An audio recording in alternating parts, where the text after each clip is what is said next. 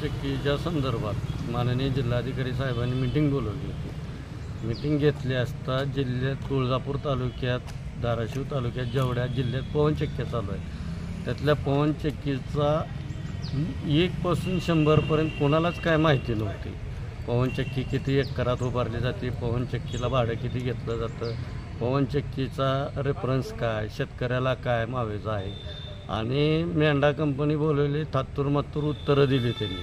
आणि सगळे कंपनीचे एकही अधिकारी उपस्थित नव्हता किंवा कंपनीचा मालक उपस्थित नव्हता।